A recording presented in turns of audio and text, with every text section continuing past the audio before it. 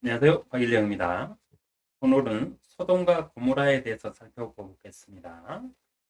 먼저 부탁의 말씀. 유튜브와 영상을 많은 사람들에게 홍보해 전도해 주십시오. 구독, 좋아요 부탁드리겠습니다. 성경 66권을 모두 영상으로 제작할 수 있도록 구독, 회원 가입 후에 자발적인 후원을 부탁드리겠습니다. 오늘은 소돔과 고모라의 심판이 왜 일어났는지 그 원인부터 그 심판으로 인해서 세상이 어떻게 달라졌는지까지 해서 우리가 흔히 알고 있는 사해 바다, 이스라엘에 있는 그 중동에 있는 사해 바다가 어떻게 만들어졌는지 그 기원까지 오늘 함께 살펴보도록 하겠습니다.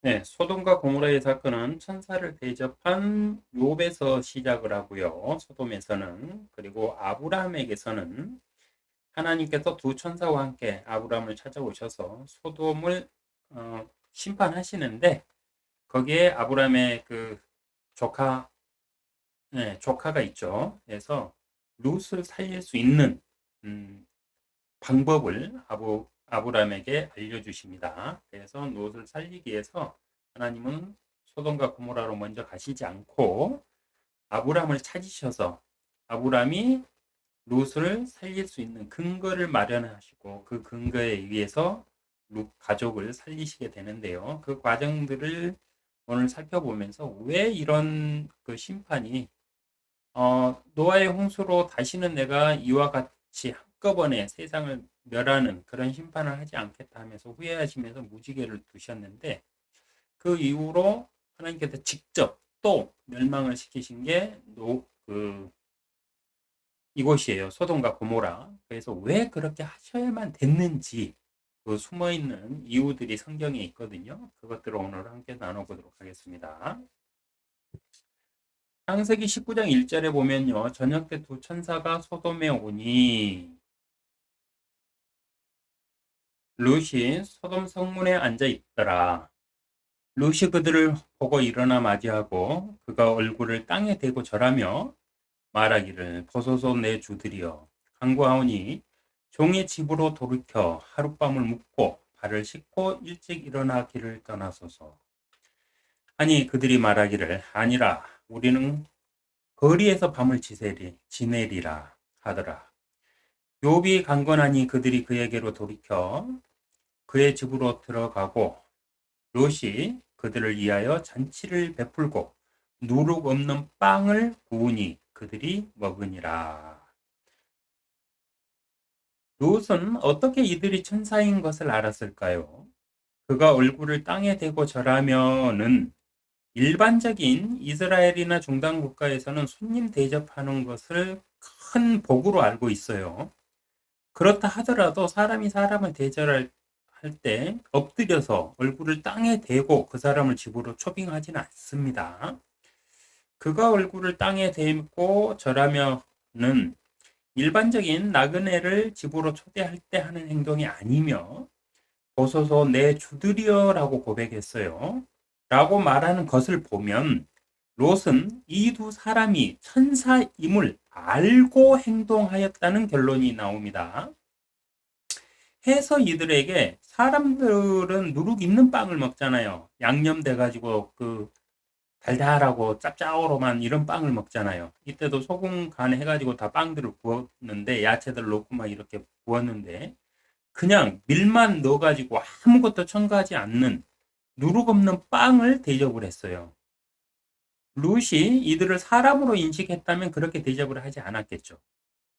그러나 룻은 이들이 천사인 걸 알고 있었어요. 그래서 천사들이 내게는 누룩 없는 빵을 대접해야 된다는 것도 알고 있었어요. 그래서 누룩 없는 빵을 준비했다는 것은 사람을 위한 음식이 아닌 천사들을 위한 음식을 준비했다는 말이 됩니다. 누룩 없는 빵과 과자는 제단에 올릴 수 있는 음식으로 하나님께서 명하신 음식이에요. 그래서 롯은 천사 둘이 이렇게 성으로 걸어 들어오는데 성문에 앉아 있다가 그들을 보자마자 저들이 천사구나인 것을 알고 그들에게 뛰어가서 얼굴을 땅에 대고 강건하여서 네, 자기 집으로 이렇게 모시고 갔습니다. 롯을 찾은 천사들은요, 창세기 19장 29절에 하나님께서 평지의 성읍들을 멸하실 때 하나님께서 아브람을 기억하시고 롯이 거하는 성읍들을 무너뜨리실 때 무너뜨리는 와중에서 롯을 내보내셨더라라고 기록되어 있어요. 그러니까 하나님께서 롯을 살리기 위해서요, 아브람을 찾아가세요. 두 천사와 함께. 그냥 그 소돔과 고모라를 멸하실 거면 그냥 그 소돔과 고모라로 가가지고 유황불을 내려가지고 멸하시, 멸하시면 금방 끝나잖아요. 근데 그렇지 않고 아브람을 찾아가가지고 내가 내 친구 아브람에게 뭐 숨길 게 뭐 있겠느냐. 그러면서 내가 소돔과 고모라를 멸하러 내려왔다. 이러면서 아브람에게 넌지시 이렇게 흘려요. 정보를 흘리니까 아브라함이 뭐라고 그래요? 그 중에 의인이 있다면 함께 멸하면 그것은 법에 어긋납니다. 이러면서 이제 계속 이제 하나님과 계속 딜을 합니다. 그래가지고 의인 몇 명이 있으면 살려주시겠나이까 살려주시겠나이까. 네, 이렇게 하죠. 근데 그 이유가 뭐냐면 아브라함은 그 마음속에는 롯을 살리고 싶었기 때문일 거예요. 그런데 이 모든 것들은 하나님께서 일부러 롯을 아브람을 위해서 롯을 살리시기 위해서 일부러 이렇게 하셨다고 창세기 19장 29절에는 기록하고 있습니다. 하나님께서 평지의 성읍들을 멸하실 때 하나님께서 아브람을 기억하시고 롯이 거하는 성읍들을 무너뜨리실 때 무너뜨리는 와중에서 롯을 내보내셨더라. 아브람을 위해서요. 두 천사가 롯의 눈에 보이도록 성문 앞에 나타난 것은 이런 의미가 있었기 때문에 천사들이 롯 앞에 나타나지 않고 성문으로 들어갈 수 있잖아요. 천사들은 뭐 이렇게 그 육체로 세상에 나타나지만은 육체에 제약이 없으니까 예수님처럼 예수님도 부활 이후에 꼭꼭 잠긴 문을 통과해가지고 그냥 그 집 중앙에 딱 나타나셨잖아요. 그렇듯이 천사들도 그렇게 할 수 있거든요. 공간에 제약이 없이 어디든지 딱 나타날 수 있는데 굳이 성문에 앉아 있는 롯의 눈에 띄게 나타났어요. 이게 뭐냐면은 창세기 19장 29절에 하나님께서 평지의 성읍들을 멸하실 때 하나님께서 아브람을 기억하시고 롯이 거하는 성읍들을 무너뜨리실 때 무너뜨리는 와중에서 롯을 내보내셨더라. 이 말씀을 이루시기 위한 거예요. 두 천사가 롯의 눈에 보이도록 성문 앞에 나타난 것은 아브람을 생각하신 하나님의 은혜였고요. 두 천사를 자기 집으로 영접하며 대접한 것은 롯의 선택이었습니다. 하나님께서 은혜를 베푸신다고 모두 받는 것은 아닙니다. 롯처럼 달려가 영접하여 받아들여야 받을 수 있는 것이에요. 롯처럼 저 사람들이 천사구나인 것을 알고 깨달을 줄 알아야 대접도 할 수 있어요. 맹목적으로 나는 하나님을 믿어 하면서 성경 말씀 하나도 모르면서 하나님이 어떻게 복을 주는지를 몰라. 그러면 내가 복을 받을 수가 없어요. 복을 받더라도 그게 하나님의 복인지를 몰라요. 네, 이처럼 하나님께서 은혜를 베푸신다고 해서 다 받는 건 아니고요. 노처럼 저들이 천사구나 해가지고 뛰어가서 그들을 영접해서 자기 집으로 모셔서 자기 딸들을 결혼하지 않는 자기 딸들을 사람들에게 내어줄 망정 이 천사들은 내어줄 수 없다는 강한 믿음으로 버틸 수 있는 롯은 그러한 의인이었습니다. 창세기 19장 10절에 보면 그러나 사람들이 그들의 손을 내밀어 롯을 자기들을 향해 집 안으로 잡아당긴 후 문을 닫고 집 문 밖에 있는 사람들을 작은 자나 큰 자나 모두 쳐서 눈물게 하니 그들이 문을 찾으려고 애쓰더라. 네, 두 천사를 집에 모셔가지고 식사 대접을 하고 있는데 온 동네 사람들이 작은 자부터 큰 자까지 그러니까 어린 아이들부터 뭐 어린 아이는 좀 그렇고 청소년 정도부터 노인들까지 남자들이 다 노새 집으로 몰려와 가지고 뭐라고 하냐면 두 천사를 내놔라. 그 두 남자를 내놔라. 우리가 그들을 강간할 것이다. 이러면서 노새에게 내놓으라고 그럽니다. 그때 노시 아니라 나에게 결혼하지 않는 수천 여인 딸 둘이 있으니까 차라리 이들을 너희한테 줄 테니까 이들은 나의 집에 들어온 손님들이니까 절대 건들지 말라 하고 사정을 해요. 근데도 이 사람들이 그걸 듣지 않고 노스를 겁박하면서 집으로 들어오려고 할 때 천사들이 문을 열어가지고 노스를 집 안으로 들이면서 많은 그 몰려온 자들의 눈을 쳐가지고 아무것도 안 보이게 하십니다. 창세기 19장 1절 저녁 때 두 천사가 소돔에 오니 10절 그러나 그 사람들이라는 말씀을 비교해 보면은요. 천사는 사람의 형상과 똑같이 생겼어요. 그래서 사람들이 두 천사가 롯의 집에 들어갔는데 남자 둘이 롯의 집에 들어가는 걸 보고 쫓아온 거거든요. 그러니까 이런 말씀들을 이렇게 하나하나 이렇게 흘려보내지 않고 생각해 보면은 아, 천사들은 사람하고 똑같은 모습이구나를 알 수 있어요.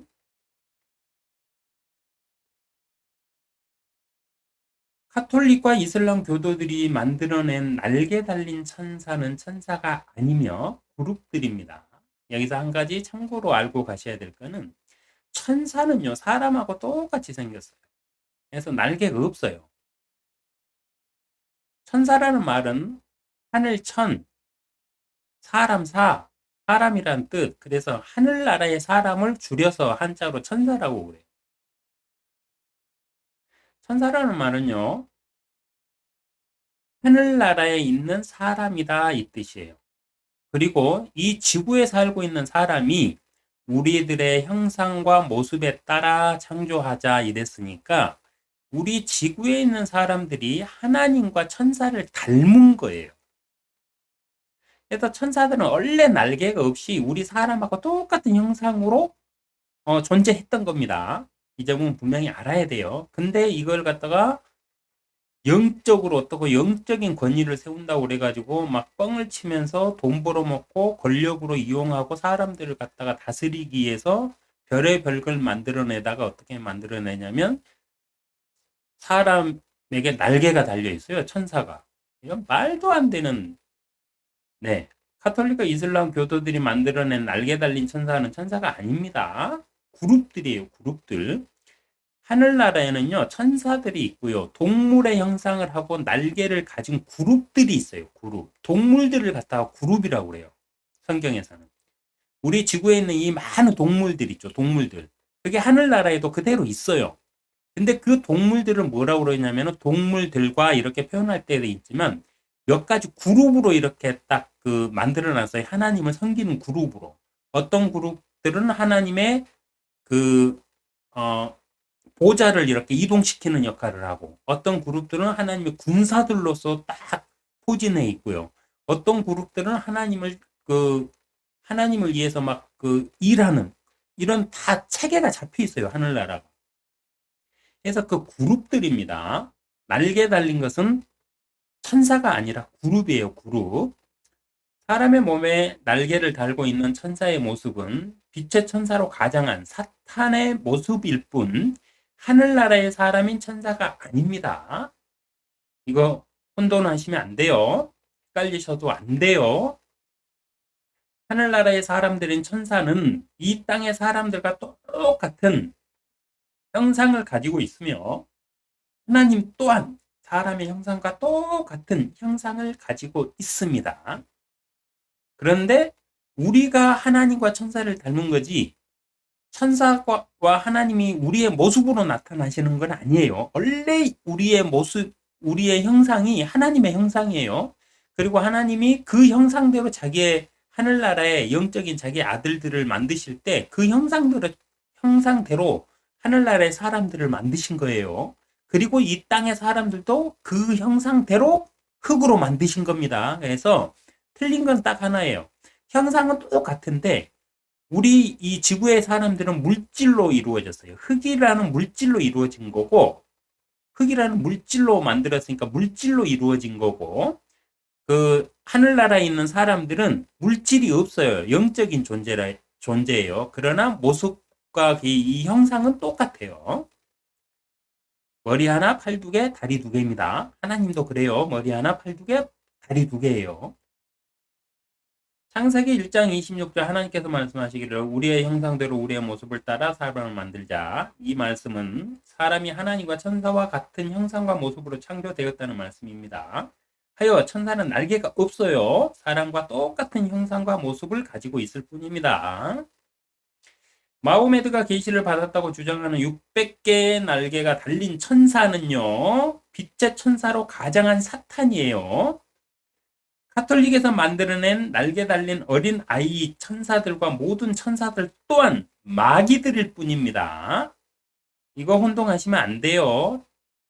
마귀들이에요. 하나님을 배신하고 하나님 하늘나라에서 쫓겨난 마귀들이 사람들의 그 꿈속에 나타나가지고 사람들을 갖다 이렇게 막 유혹하는 거지. 절대 천사들의 모습 아닙니다. 성경을 모르니까 그래요. 성경을 안 읽으니까 이런 거를 받아들이는 겁니다. 마귀들일 뿐이에요. 천사가 날개 달렸다고 뭐 천사가 어떻고 뭐 엔젤이 어떻고 해가면서 막 그 세계 그 문화와 드라마와 그 영화나 이런 것들이 만화까지 이제 그렇게 그리고 있어요. 이런 것들이 그렇게 만들어낸다고 해서 그게 다 사실이 아닙니다. 이들은 마귀를 천사로 만들어 사람들을 현혹하고 전쟁을 일삼고 있어요. 카톨릭과 마호메드, 그 마호메드를 하는 뭡니까? 이슬람. 네, 이들은 카톨릭은 옛날에 그 십자군 전쟁 주도했던 게 카톨릭이잖아요. 교황들. 그래서 전쟁으로 해가지고 자기들의 뭐 세력 때문에 하나님과는 전혀 상관없는 전쟁을 100년 넘게 했고요. 마호메드가 하나님의 자리에 있는 이슬람은 지금 천 몇백 년 동안 계속 전쟁 성전이라고 그래가지고 이 성전에 참여해야 시온에 들어갈 수 있다. 하나님의 나라에 들어갈 수 있다. 이런 헛소리를 해대면서 사람들을 전쟁으로 내몰고 있습니다. 소돔과 고모라의 멸망 원인은 뭐냐? 창세기 19장 4절에 보면 그러나 그들이 눕기 전에 그 성읍의 사람들 곧 소돔의 남자들이 늙고 젊고 가네 그 집을 에워쌌으니 사방에서 온 모든 사람들이더라. 창세기 19장 5절에 보면요. 그들이 롯을 불러 말하기를 오늘 밤 내게 온 사람들이 어디 있느냐. 네, 오늘 밤 내게 온 천사들이 어디 있느냐가 아니라 천사가 사람의 그 모습하고 똑같기 때문에 그들의 눈에는 천사가 아니라 사람으로 보이는 겁니다. 그래서 오늘 밤 내게 온 사람들이 어디 있느냐? 그들을 우리에게 데려오라. 우리가 그들을 알고자 함이라 하니 여기서 성경에서 알고자 함이라 알았다. 네, 그에게 들어갔다. 뭐 이런 표현들은 성관계를 뜻하고 있습니다. 그러니까 이들이 주장하는 건 뭐냐면은 그 색다른 두 남자 이렇게 내보내라. 우리가 그 둘하고 성관계를 할 것이다. 그래서 우리가 그들이 어떤지 알아볼 것이다. 이 말입니다. 성경은 노골적으로 쓰지 않고 순화시켜가지고 순화된 언어로 써놨기 때문에 이런 것들을 잘 생각해 보셔야 그 뜻을 정확히 알 수 있어요. 이들의 제약은요, 소돔과 고모라의 제약은 무슨 제약이었냐면은 성적인 타락으로 기록된 내용은 남색을 말하는 것입니다. 이 남색의 기원이 있어요. 기원. 이 남색의 기원이 있는데 소돔과 고모라의 제약이 남색이에요. 남색. 남자끼리 성행위를 하는 남색. 근데 성적인 타락을 말하는데 이 타락 때문에 하나님이 두고 볼 수 없어가지고 멸하러 오시는데요. 이 남색의 기원이 있습니다. 기원이 뭐냐면 창세기 9장 24절에 노아가 포도주에서 깨어나서 그의 작은 아들이 자기에게 행한 일을 알고서 네, 이렇게 기록되어 있고 창세기 10장 19절에 보면 카나안의 경계는 시돈에서부터 그랄에 이르는 길로 가자까지와 소돔과 고모라와 아드마와 스보임에 가는 길로 라사까지였더라라고 기록되어 있습니다. 노아가 함을 저주했죠. 함을 저주할 수가 없어가지고 함의 그 아들인 자신의 그 손자인 카나안을 저주했죠. 근데 이 카나안이 어디에 정착을 했냐면 소돔과 고모라에 정착했어요. 그래서 이 소돔과 고모라는 어느 민족의 땅이었냐면 함족의 땅이었어요. 함족. 그 중에서도 카나안의 자손들, 후손들이 이렇게 살고 있던 땅이었습니다. 이들이 남색을 하는 거예요. 남색을. 왜일까요? 카나안의 아비 함이 자기 아버지가 술 취해서 자고 있는데 가가지고 아버지와 성관계를 해서 남색을 했잖아요. 그 유전자가 이들에게 있는 거예요.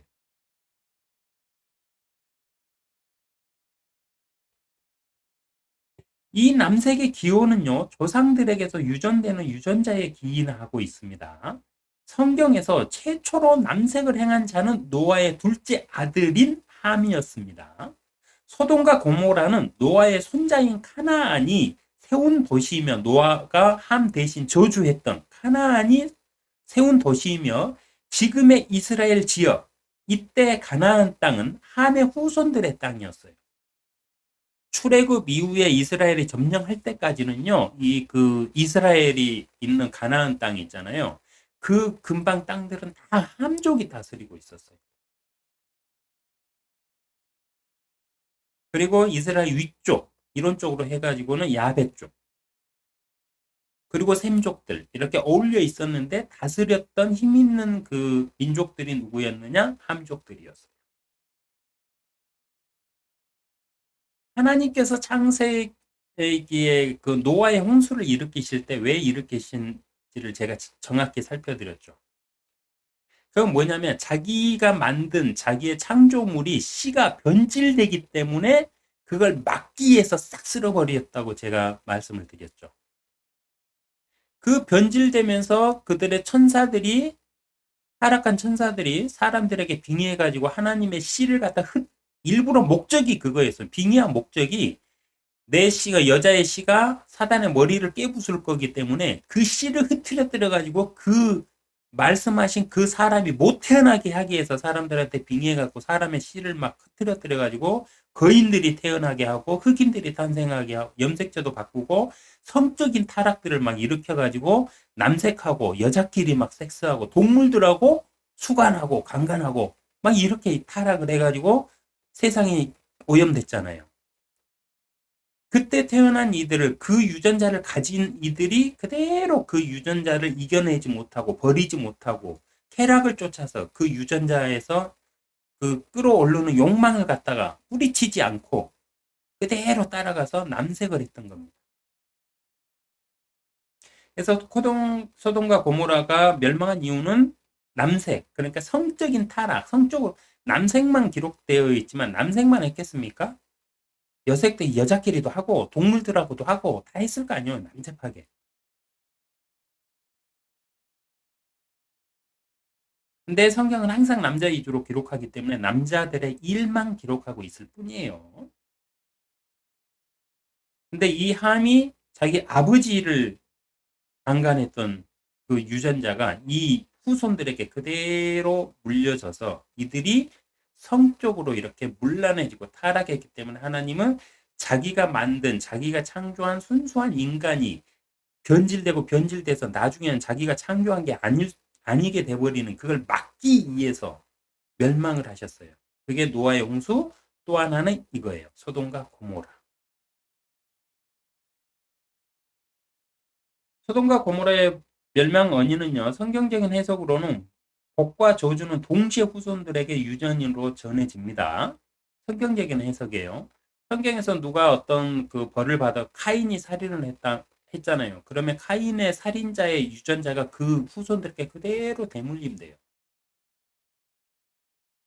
하나님이 누구에게 복을 주시잖아요. 그러면 그 복을 받고 살던 그 복들이 그 사람이 그 조건에 맞으면 그대로 유전으로 그 후손들도 받게 돼요. 이런 식으로 성경은 항상 모든 사건들이 그대로 후손들에게, 후손을 통해서 지금까지 전해지고 있다는 이 개념을 가지고 있으셔야 돼요. 그래야만 내 안에서 어떤 유혹들, 어떤 제약들이 막 이렇게 생각나고 나를 괴롭힐 때 그 원인이 뭔지를 성경에다 빨리 찾아가지고, 아, 이거구나. 그러면 이거를 없애려면 어떻게 해야 되는지 하나님과 대화해 보시고, 그러다 보면 그걸 없애는 방법이 다른 또 성경 구절에 나와 있어요. 그래서 죄를 회개하고 죄를 다스리는 것도 성경적으로 다스려야 돼요. 그래야 그게 유지가 돼요. 그렇지 않고 내 생각대로 이제는 하지 않을 거야.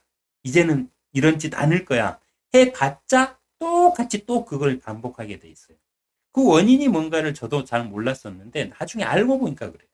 성경에 기인한 제약들이 내 안에 있어요. 성경 안에서 다뤘던 제약들이. 근데 그 제약을 이기려면 어떻게 하라는 방법도 성경 안에 있어요. 그래서 그 성경대로 하면 그게 고쳐지고 싹 사라져요. 근데 내 의지로만 내가 다시는 안 할 거야. 해봤자 어느 순간에 가면 또 술 핑계 대고 아니면 뭐 세상 탓하면서 아니면 뭐 사랑 때문이라고 그러면서 나의 욕망들을 막 이렇게 또다시 분출하고 그렇게 살더라고요.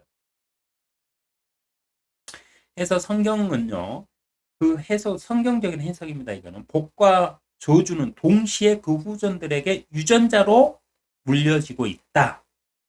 그래서 이 유전자를 빨리 깨달아야 돼요. 내 안에 있는 제약의 유전자들. 그래서 그것들을 하나님 앞에서 하나님 말씀을 하나하나 다 끊어내셔야 됩니다. 그래야 우리가 조금 더 건강한 그리스도인으로 하나님 앞에 양심의 꺼리낌 없이 하나님 이러면서 아버지한테 하듯이 애교도 좀 부리면서 이렇게 살 수 있습니다.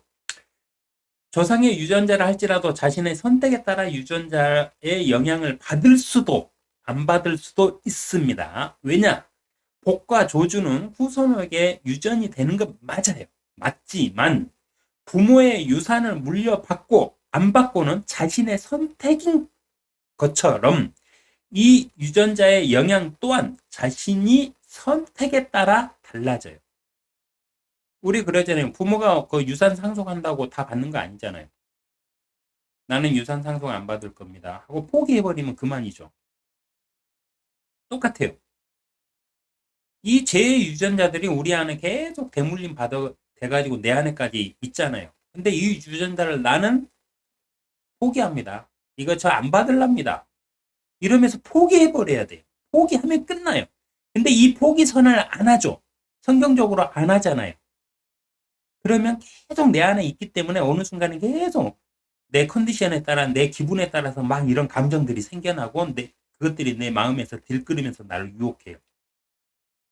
그렇기 때문에 성경적으로 해석하면 복과 저주는 그대로 유전되어 오는 게 맞습니다. 유전자로 전해져요. 그러나 그걸 받고 안 받고는 내 선택이에요. 복도 똑같아요. 하나님은 우리 사람들이 자기 자신의 그 자녀들이기 때문에 복을 주셨잖아요. 근데 그 복을 받는 조건들이 있어요. 이렇게 행하면 이렇게 하면 이 복을 주리라 해요. 근데 그렇게 그 조건을 행하지 않으면 복이 아무리 많이 있어도 받을 수가 없어요. 죄도 똑같아요. 이렇게 하면 끊어지리라고 돼 있는데 그걸 그 행동을 안 하면 끊을 수가 없어요. 근데 소돔과 고모라인들은 이 함의 후손들은 이 노력을 안 했다는 거예요, 제 말은. 그래서 자신들의 욕망을 쫓아가지고 그리고 한두 사람이 할 때는 죄라고 말하고 한두 사람이 할 때는 악하다고 말하지만 여러 사람이 단체로 하면 뭐라고 그래요? 그거를 문화라고 그러고 이 세상이 원래 그래. 우리는 이렇게 살아. 이러면서 제약을 떳떳이 해버려요. 그 수준까지 가버리면 돌이킬 수가 없어요. 그래서 하나님은 자신이 창조한 자신의 창조물들이 변질되는 걸 막기 위해서 이들을 심판하실 수밖에 없었습니다. 이 시대 기독교인들은요, 남색하거나 여색하는 사람들이 성경적이지 않고 구약의 율법에 이런 자들은 돌로 쳐서 죽이라고 기록되어 있다고 해서 이들을 배척하며 이들과 싸우는 사람들이 많이 있습니다. 그리고 정치인들 중에 이 법을 내가 막아내겠다 이래가지고 막 하면은 막 그 사람은 다 찍어주죠. 투표해주죠. 우리나라 그 대한민국의 그 기독교인들, 개신교인들이 20%가 됩니다. 우리나라 인구의 20%예요. 20%. 그러니까 20%의 고정된 투표 뭐라고 하죠?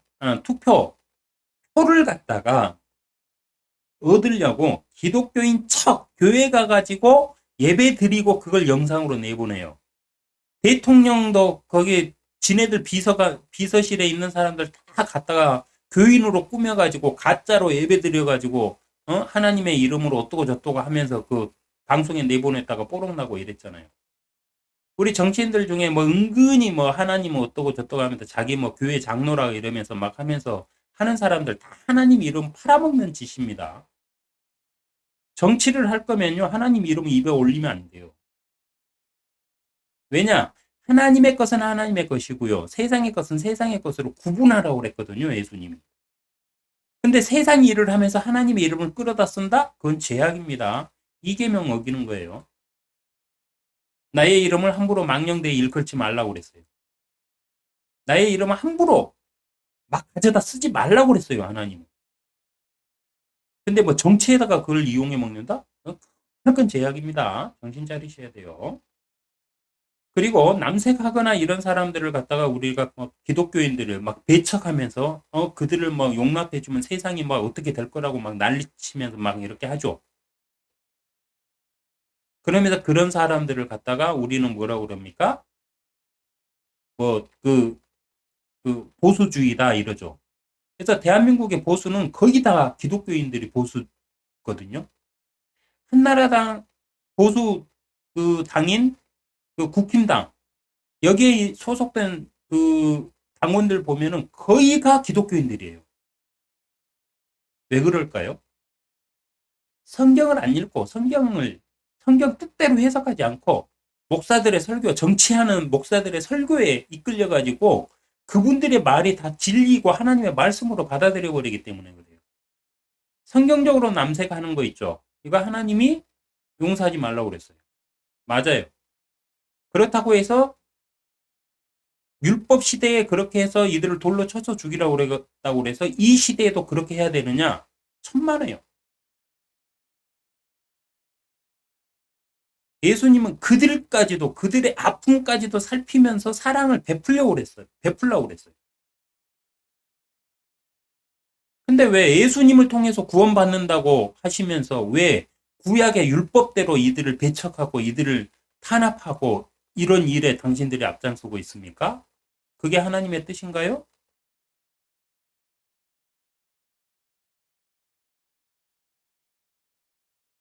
이들이 말하는 남색하는 자들, 뭐 여색하는 자들, 이들을 가지고 막 교회에서 이런 자를 배척하고 뭐 어떻게 해야 된다. 이게 그 다 뭔지 아세요? 가스라이팅입니다. 뭐냐면은 이 교회를 떠나면 니네가 사는 세상이 위험하니까 너네는 교회에 충성하고 살아라 이 뜻이에요. 이걸 가리키기 위해서 이걸 성경적이지 않는 것들을 갖다가 정치적으로 막 이렇게 가스라이팅 하면서 세뇌시키는 겁니다. 그리고 사람들을 선동하기 위한 수단으로 사용하는 거예요.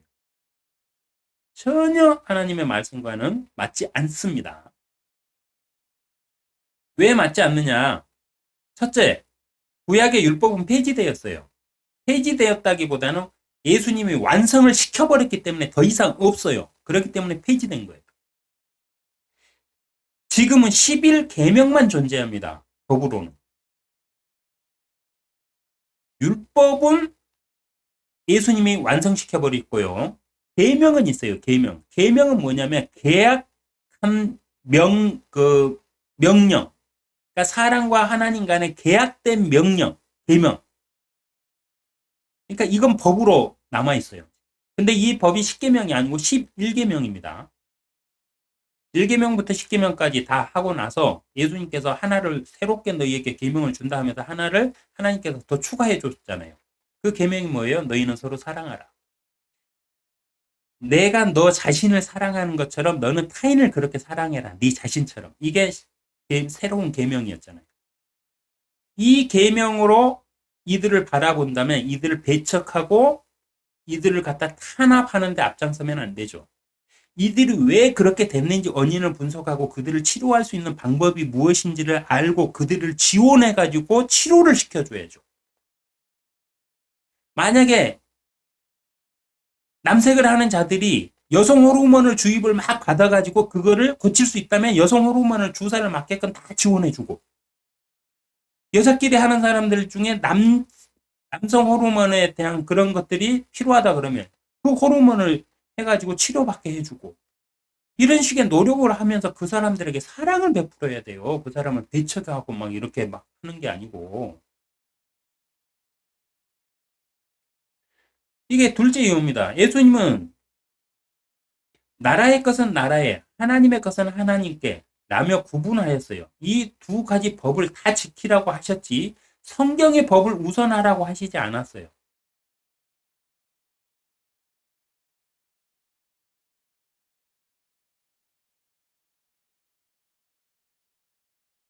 성경 말씀은 해석하여 깨닫고 지키며 사는 것이지 내가 심판자가 되라고 성경을 주신 거 아닙니다. 심판은 예수님께서 하실 거예요. 예수님께서.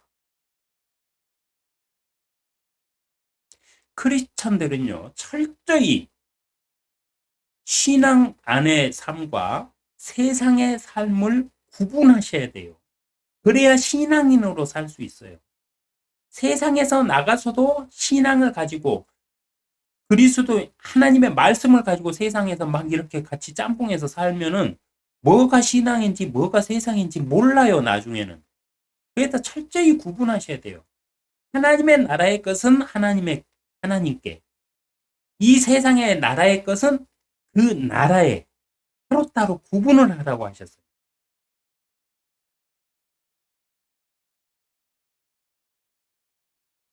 남색하는 자들이 우리 주위에 있어요. 여색하는 자들도 있습니다. 그 중에는 동물들하고 수간하는 자들도 있어요. 근데 그들이 신체적으로 그렇게 태어나서 사단의 그 씨 있잖아요. 그 씨가 잠복기를 걸쳐갖고 그 사람에게 나타날 수도 있어요. 몇 대에 걸쳐가지고 우성인 인자들이 나타나다 보니까 그 중에는 사단의 타락한 그 유전자가 그 사람에게서 태어날 수가 있어요. 이랬을 때 우리는 그들을 도와야 돼요. 그들을 배척하는 게 아니라. 그런데 사람이 자신의 욕망으로 마약을 해가면서 막 쾌락만 쫓아가면서 하다가 원래는 남녀 성관계 정상적으로 할 수 있는 사람이 남자끼리 막 하는 걸 막 찾아가거나 여자끼리 하는 걸 찾아간다? 그거는 배척을 해야죠. 배척을 한다고 해서 그들을 갖다가 돌로 쳐 죽이라는 말은 아닙니다. 그들에게는 관심을 끊고 그들은 가까이 하지 않아야 돼요. 성경적으로는 그들을 가까이 하지 말라고 돼 있어요. 그들에게 가가지고 뭐 그들의 잘못을 지적해가지고 뭐 어떻게 하고 고쳐가지고 뭐 어떻게 하라는 말은 없어요. 한 번, 두 번, 세 번까지는 경고를 하되 그래도 못 알아들으면 그때부터는 그들을 교회에서 배척시켜라. 교회는 그들과 가까이 하지 말라. 이렇게 돼 있습니다. 소돔과 고모라의 심판은 창세기 19장 24절 그때 주께서 하늘에서 주께로부터 소돔과 고모라 이에 유황과 불을 비처럼 내리셨고 그 성읍들과 그 모든 평지와 성읍의 모든 거인들과 땅에 자라는 것들을 뒤엎으셨더라. 하늘에서 주께로부터는요.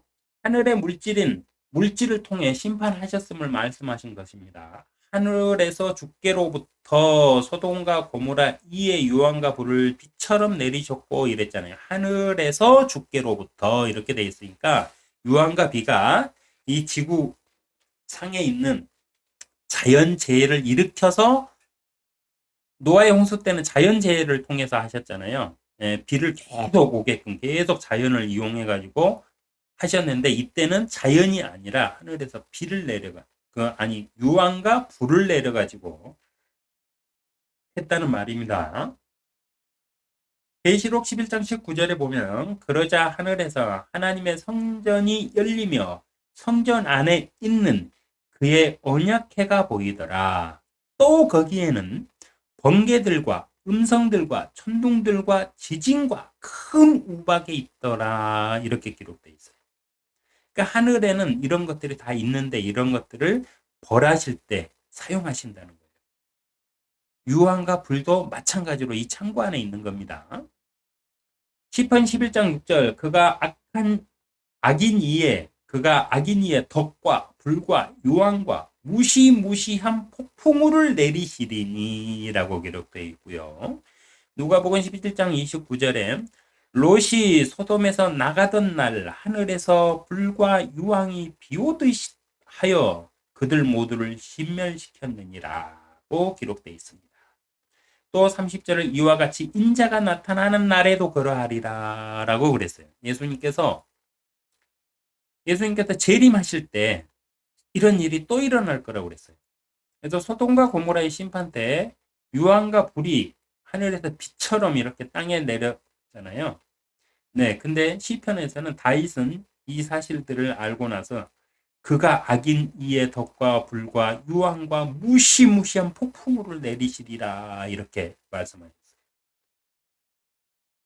그래서 소돔과 고모라의 심판이 있죠. 이때 이 심판은 예수님의 재림을 통해서 소돔과 고모라가 아니라 하나님의 사람이 아닌 구원받지 모든 사람들을 멸하시기 위해서 네, 다시 한번 재현될 재앙입니다. 이것도 알고 계셔야 돼요. 창세기 19장 24절 그때에 주께서 하늘에서 주께로부터 소돔과 고모라 이에 유황과 불을 비처럼 내리셨고 그 성읍들과 모든 평지와 성읍의 모든 거민들과 땅에 자라는 것들을 뒤엎으셨더라. 그래서 이 심판은요 노아의 홍수 때처럼 지구에 있는 물질을 이용하여 심판하는 것이 아니라 하늘에 있는 물질로 심판을 하신 것으로 이 사건을 통해 사해 바다가 만들어졌다고 추론해 볼 수 있는데요. 그 이유가 무엇이냐? 창세기 19장 26절. 그러나 롯의 아내는 그의 뒤에서 뒤를 돌아보았더니 소금 기둥이 되었더라는 말씀으로 추론이 가능하고요. 또 현재 과학으로 다 밝혀졌어요. 사해에는 소금 기둥이 어마어마하게 많더라는 게 다 사실로 밝혀졌기 때문입니다. 사해 바다에 소금 기둥들이 많이 발견되기 때문이기도 하며 호수를 바다라 할 정도로 그 규모가 또한 어마어마합니다. 사해 바다는요, 강이에요, 강. 바다로 연결되어 있지 않는 육지 안에 갇혀있는 큰 강입니다. 근데 그 강이 워낙에 커가지고 바다라고 하는 겁니다. 그런데 이 사해가요, 어느 정도냐? 그 바다에는 소금기가 있잖아요, 소금기. 네, 그 소금기보다 이 사해 강 안에 있는 염도 있죠. 짠 염도가 10배가 넘어요. 근데 이게 자연적으로는 만들어질 수 없는 겁니다. 뭐 진화론자들은 몇만 년 동안 하다 보면 만들어진다고 말할 수는 있어요.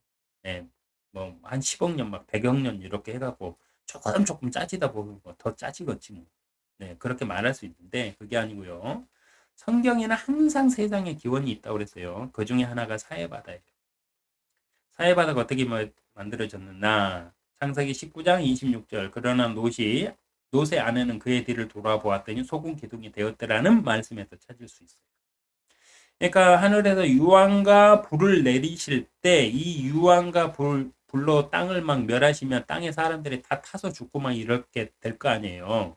근데 깨끗이 타지는 않을 거니까 부패하겠죠. 그러니까 그 유황과 불 안에 소금보다 10배나 더 바다의 소금기보다 10배나 더 강한 짠 걸 부패를 막기 위해서 함께 내리셨다고 우리는 추론해 볼 수가 있는 겁니다. 그러니까 하나님은 세상을 멸망하실 때도요 유지하기 위해서 멸망을 하시는 거잖아요. 그러니까 그 부패까지도 다 막으면서 그들에게 벌을 내렸어요. 그들만 따로 딱 모아놓고 벌을 하셨어요. 이게 하나님의 실력입니다. 사해바다에 소금 기둥들이 많이 발견되기 때문이기도 하며요. 호수를 바다라 할 정도로 그 규모가 어마어마하기 때문인데 바다와 연결되지 않는 땅의 대형 호수이기 때문에 소금이 형성될 조건이 아닙니다. 과학적으로는 소금이 형성될 조건이 아닌데 진화론적으로는 형성이 될 수 없다고 그래요. 그러니까 얼마나 그 개뻥들이 많아요. 박사학위 따기 위해서 가설을 세워가지고 가설이 사실인 것처럼 박사학위 주잖아요. 이런 가설을 세울 수 있는 너는 정말 머리가 똑똑하다. 이래서 주는 게 박사학위예요. 사실을 밝혀내서 이건 사실입니다를 찾아내가지고 이렇게 해서 대단한 업적을 이루셨습니다 해가지고 박사학위를 주는 경우는 극히 드물고요. 많은 경우가 뭐냐면 가설을 잘 세운 너는 똑똑하다예요. 그러니까 거짓말을 그만큼 잘했으니까 체계적으로 잘했으니까 박사학위 주마 이거예요. 또한 그 염도가 바닷물보다 10배 이상이기 때문이므로 이러한 근거로 추론해 보면 사해 호수가 자연적으로 형성되었다고는 할 수 없습니다. 그래서 이거를 자연적이지 않다면 어디에 있느냐?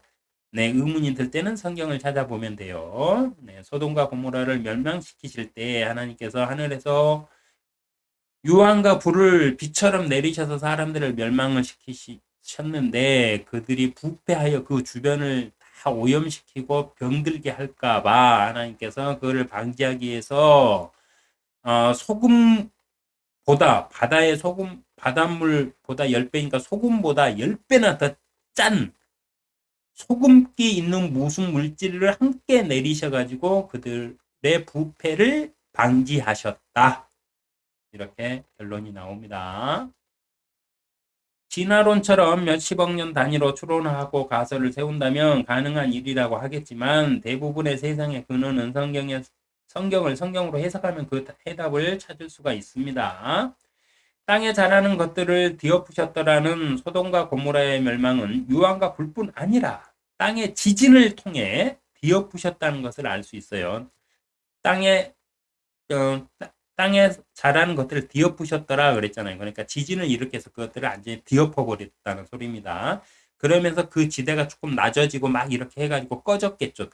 땅이 수평에서 더 낮아졌겠죠.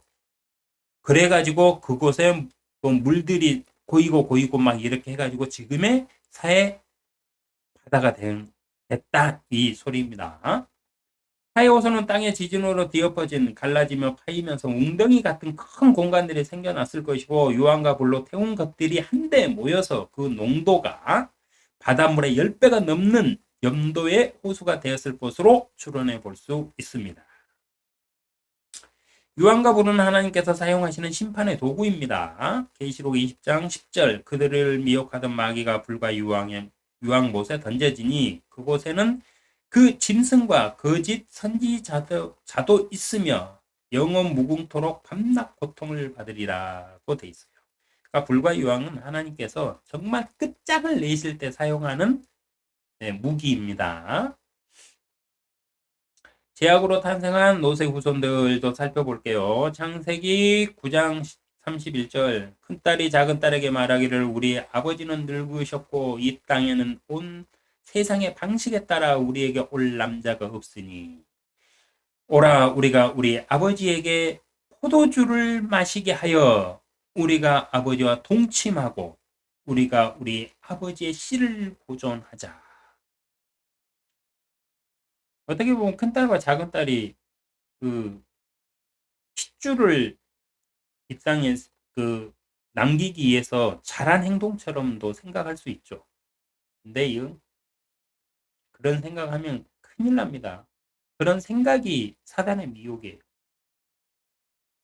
그래서 하는 짓 보세요. 이들의 조상인 함이 했던 짓을 그대로 반복하고 있죠. 노아가 포도주에 취해가지고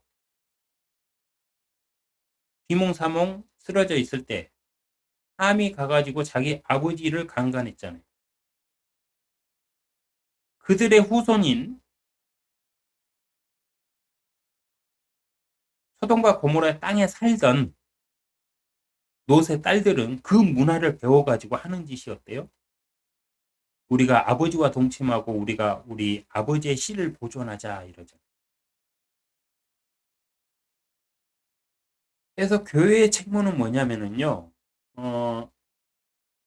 11조를 가지고 우리 교회 주위에 있는 어려운 이웃들을 우리가 돌보고 케어하면서 사랑을 하나님의 이름으로 사랑을 전하는 거예요. 사랑은 자비를 베푸는 거거든요. 사랑으로 전하는 건데 또 한 가지 의무가 뭐냐면 교회는 아브람을 선택할 때 하나님이 뭘 보고 선택했냐면 아브라함이 그 후손들에게 잘 가르칠 것이라는 교육자라서 선택하셨다고 그랬어요. 그래서 교회의 의무는 또 뭐냐면은 하나님의 말씀을 말씀대로 잘 가르치는 데 있어요. 그래서 그 말씀의 기준으로 세상을 이겨내게끔 훈육을 하는 역할을 교회가 하고 있습니다. 그래서 하나님이 교회에 복을 주시는 거예요. 근데 그런 교육을 못 받게 되면 어떻게 되느냐? 네, 이렇게 되는 겁니다. 세상 문화, 세상이 그러니까 세상이 다 그러는데 뭐 이딴 소리나 하면서 신앙생활 하는 거예요. 이렇게 제약으로 탄생한 노세 후손들은 37, 38절에 보면 모압과 암몬인의 조상이 됐는데요. 이들은 성경 역사에서 하나님께서 직접 대적하는 적들이 되며 이스라엘의 적이 됩니다. 소돔과 고모라는 멸망을 시켰는데요. 그 문화적인 그 것들을 다 습득한 두 딸에 의해서 그 딸들의 그 욕망과 그 우리가 사람이 무엇인가를 배우고 지식으로 깨달아서 마음에 받아들이잖아요. 그러면 그게 우리 유전자로 형성이 돼요. 유전자에 새겨져요. 우리 뇌 세포들의 하나하나 다 새겨지듯이 유전자에도 새겨져요. 그래갖고 그 후손들에게 이렇게 전달이 되거든요. 그래서 내가 그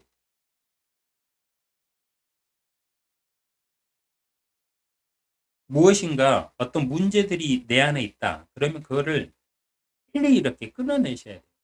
그래야 내 후손들에게도 피해가 안 갑니다.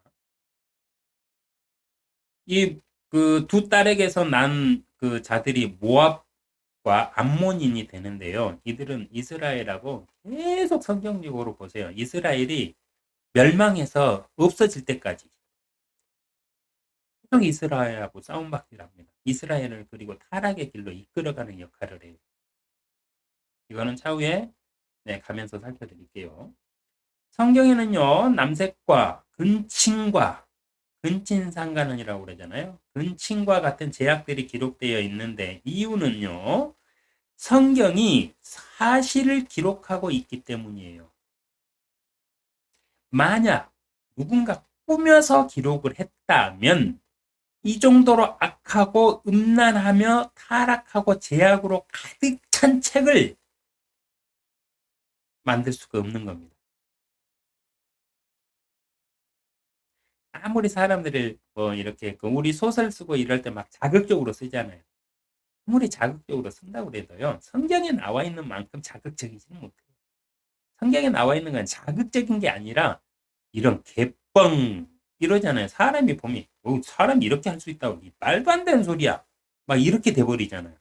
근데 이걸 사람이 스스로 소설처럼 만들어서 썼다? 에이 말이 안 되죠.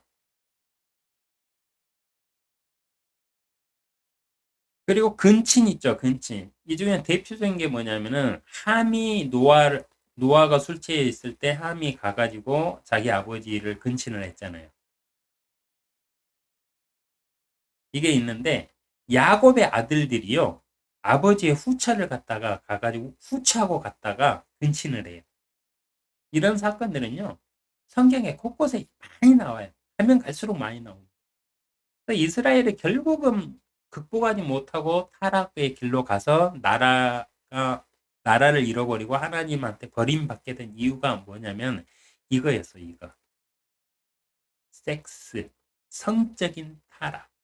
다른 우상은 다 버리면서도 성과 관련된 우상은 절대 끝까지 안 버리고 암암리의 왕들을 피해가지고 막 그 민족들이 다 그리고 또 왕이 또 그거를 용납해가지고 나중에는 막 다시 또 그 종교로 부활시켜주고 그래서 아세라 뭐 이런 것들이 다 그거거든요. 그래서 이 하나님께서 왜 노아의 홍수를 일으키셨느냐, 왜 소돔과 고모라를 멸망시켰느냐, 직접 그렇게 오래 참고 인내심이 강하신 분이 왜 멸망을 시켰느냐, 그거는 성적인 타락은 더 이상 두고 볼 수 없었기 때문에 성적으로 타락해서 그 유전자가 계속 성적으로 악하게 변질이 된다 그러면 하나님이 창조한 물건이 아니라 엉뚱한 물건으로 가는 거잖아요. 진화론자들이 말하는 것처럼 그렇게 변해버리는 거잖아요. 하나님은 자신의 것이 그렇게 망가지는 걸 두고 보실 수가 없기 때문에 막으셔야 되는 겁니다. 그래서 소돔과 고모라의 심판은 당연한 결과였다.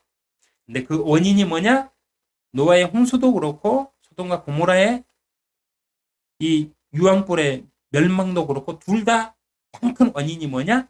성적인 타락이었다. 왜냐? 노아의 홍수 때도 하나님의 그 아들들이 사람들의 딸들이 아름다운 것을 보고 그들에게 들어와 이렇게 돼 있죠. 그래서 노아의 홍수 때도요. 사단이 남자들한테 빙의해가지고 여자들한테 그 자신들의 씨를 다 뿌렸거든요. 그러니까 성적으로 다 타락시켰어요. 그래서 그 씨가 변질이 되니까 사람이 어떤 의식이나 이런 생각들이 제약이 있어가지고 그 사람이 늙어 죽기 전까지 해결을 시키시면 하나님은 되잖아요. 근데 씨가 변질이 돼버리면 그건 어떻게 할 수가 없잖아요.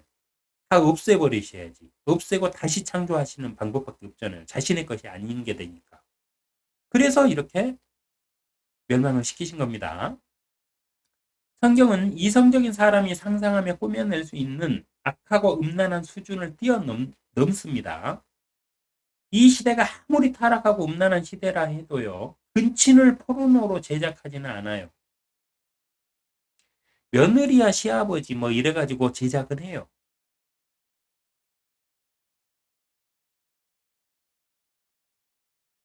사위와 장모 이래가지고 제작은 해요. 그러나 어머니와 아들, 아버지와 딸 이래가지고는 이 음란한 세대에도 아직도 그런 거를 찍지는 못하고 있어요. 근데 법으로 금지를 시켜가지고 못 찍게 하니까 못 찍는 거지. 지금 그런 법이 없다면 안 찍었을까요? 아니요. 그 유전자를 가지고 있는 사람들이 온 세상에 퍼져 있기 때문에 이 그 사단의 실로 변질된 유전자를 다 가지고 있잖아요. 그때 노아만 빼놓고 다 안전한 사람이 없었잖아요. 그 며느리들을 통해 가지고 다 유전자가 온 세상에 퍼져 있기 때문에 지금도 다 그렇게 할 수 있어요. 그리고 그 시대는 오고 있어요. 예수님께서 다시 유황과 불로 심판하시는 재림의 때가 오고 있습니다. 그때 어떻게 되느냐? 그때는 성적으로도 이렇게 사람들이 다 타락할 겁니다. 소모라 소돔과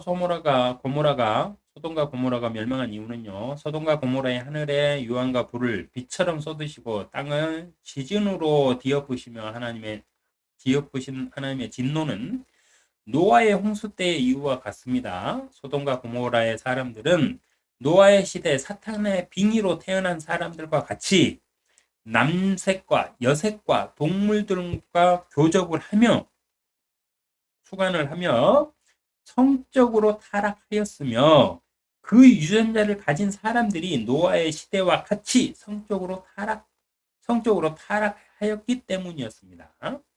성적인 타락 중에는 남색과 여색과 동물과 교접하는 행위가 문제가 되고요. 하나님의 진노를 불러일으키는 것은 하나님의 법, 즉, 왜 남색과 여색과 성적인 타락이 그 하나님의 진노를 불러일으키느냐? 이유는 간단합니다.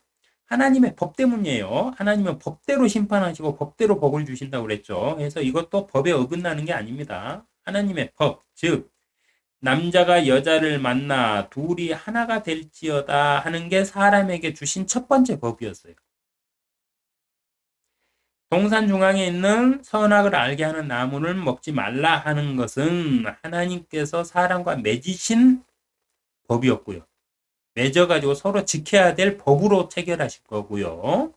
사람과 사람 사이에 첫 번째로 주신 법이 뭐냐면은 남자가 여자를 만나 둘이 하나가 될지어다 였어요.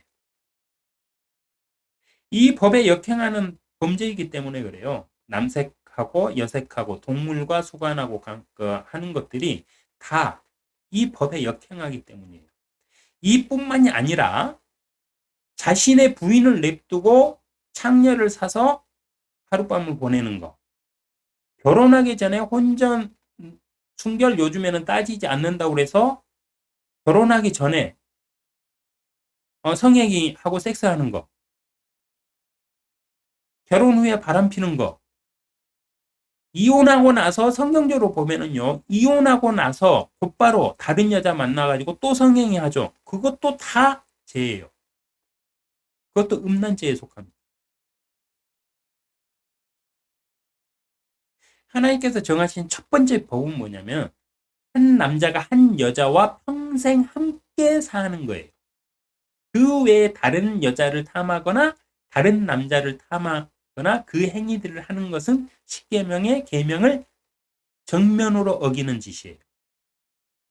그리고 성경에서 말하는 부부는 뭐냐? 결혼식을 해가지고 법적으로 혼인신고해서 부부가 아니에요. 성경에서 말하는 부부는 뭐냐면 남과 여자가 성관계를 한 그 순간 둘이 한 몸이 되기 때문에 그들은 둘이 아니고 하나예요. 그래서 부부예요.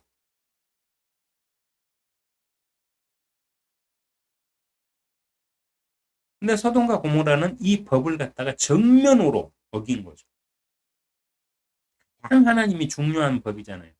하나님께 가장 중요한 법이잖아요. 그래서 첫 번째로 사람에게 주셨잖아요. 남자가 아버지와 어머니를 떠나서 여자와 하나가 될지니 둘이 한 몸이 둘은 하나다 이랬잖아요. 그게 첫 번째 법이에요. 첫 번째 법. 하나님의 많은 법들 중에 제일 우선 첫 번째 법. 사람에게 주신 첫 번째 법이 그거거든요. 근데 이 법을 갖다 정면으로 역행하여서 하나님께 도전하는 거잖아요.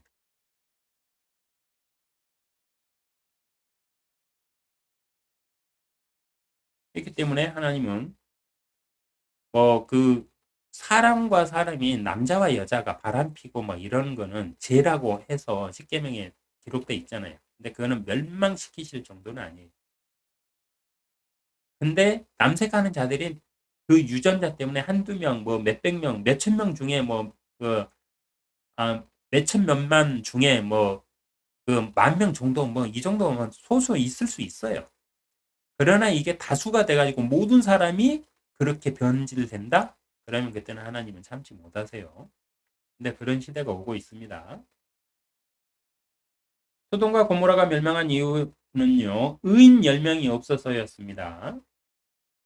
이 시대에도 남색하는 자와 여색하는 자와 동물들과 교접하는 자가 아무리 많아도요, 하나님께서는 의인 10명을 보시고 참아주세요. 하여 하나님께서 참으시는 것을 사람들이 폐기된 율법으로 단죄하려고 든다면 이 또한 하나님께 방귀를 든 사탄과 같은 행동이 됩니다. 조심하셔야 돼요. 이게 무슨 말이냐면요. 남색하는 내지비언들 이래가지고 막 기독교인들 들고 일어나서 막 거부하고 막 잘하는 겁니다. 법으로 그걸 허용해 줘버리면은 그냥 그게 당연한 줄 알고 막 그렇게 할 거 아니에요. 그래가지고 그 소돔과 고모라처럼 빨리 변해갈 거 아니에요. 그거를 막기 위해서 행동하는 건 잘하시는 거예요. 근데 그걸 잘하는 행동인데 거기서 더 나아가가지고 마치 기독교가 정답이고 기독교의 말, 하나님의 말이 세상의 법인 것처럼 막 그들에게 주장하면 안 된다는 거예요. 왜냐? 하나님의 것은 하나님께, 세상의 것은 세상으로 해서 하나님은 분명히 세상과 하나님의 세상을 분리하라고 그랬어요. 근데 하나님의 세상을 끌어다가 세상을 심판하려 든다면 그건 옳건행위예요. 심판은 오직 예수님만 하세요. 하나님도 안 해요. 하나님은 사랑을 베푸시는 분이고 예수 그리스도라는 이름으로 심판을 해요. 그 전에는 심판이란 자체가 없습니다. 하나님께는. 하나님도 안 하는 심판을 사람이 나서가지고 하나님의 말씀이다 해갖고 사람들을 정죄하고 심판한다? 그건 큰 죄입니다. 하나님께 반기를 든 사탄과 똑같은 행동이에요. 조심들 하셔야 됩니다. 광화문에 나와가지고 태극기 들고 하나님 이름으로 어쩌고 저쩌고 하는 사람들 진짜 나중에 혼나요. 소돔과 고모라를요, 아담과 딜을 해가지고, 아니, 아브람과 딜을 해가지고, 의인 10명이 있으면, 제일 처음에 50명에서부터 출발해갖고, 6번을 아브람이 번복을 시키잖아요. 몇 명만 있으면, 명명만 있으면, 명면만 있으면 살려주시겠습니다. 해갖고, 하나님이 최종적으로 뭐라고 그랬어요? 10명만 있어도 내가 소돔과 고모라를 멸망시키지 않을란다. 그랬어요. 그때 아브람이 한 번 더 용기를 내갖고 혹시 5명만 있으면 안 될까요? 이랬으면 5명만 있어도 내가 멸망시키지 않으리라 그랬을 거예요. 혹시 한 명만 있어도 멸망시키지 않으면 안 될까요? 그랬으면 뭐라고 그럴까요? 롯이 있었기 때문에 멸망을 시키지 않았을까요? 아니면 롯도 아브람 때문에 구원받은 것이지 롯도 악한 사람이었을까요? 네, 이런 것들은 성경을 읽는 상상의 재미니까 한번 해보시고요. 어쨌든 이 세상이 아무리 악해도 하나님은 심판하지 않으세요. 죽을 때까지 기회를 주십니다. 하나님의 때가 찰 때까지. 하나님이 영원히 함께 사실 하나님의 영원한 나라에 자신이 생각하는 자녀의 숫자가 다 찰 때까지는 이 세상이 아무리 악하게 돌아가도 냅두세요, 하나님. 그 안에서 하나님을 찾는 우리 크리스찬들, 그리스도인들은 도와주실 뿐이에요. 근데 그리스도인들이 하나님도 참고 계시는 거를 가지고 나가가지고 뭐 세상을 어떻고 저떻고 한다? 빛과 소금 역할을 해야 된다? 그것도 성경에 따라, 규정에 따라 하셔야 돼요. 법에 따라서. 월권하시면 안 돼. 그것도 나중에 기회가 되면 살펴드릴게요. 빛과 소금의 정확한 의미가 뭔지. 세상이 아무리 악하고 음란할지라도 내 안에 타락한 성욕과 음란한 유전자가 있을지라도 조상의 유산은 내 스스로 거부하고 대물림 안 받으면 그만이라는 사실을 생각해 보시는 한 주 되시기를 바라며 하나님의 합병이 함께 하시기를 기도합니다.